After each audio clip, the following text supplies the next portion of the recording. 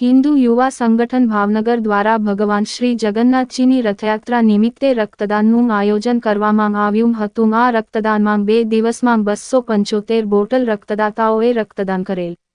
તમામનો હિન્દુ યુવા સંગઠન આભાર માને છે। ત્યારે રક્તદાન એકત્રિત કરીને રથયાત્રા કમિટીના ટ્રસ્ટી કૌશિકભાઈ ચાંદલિયાની રક્ત તુલા કરવામાં આવી હતી।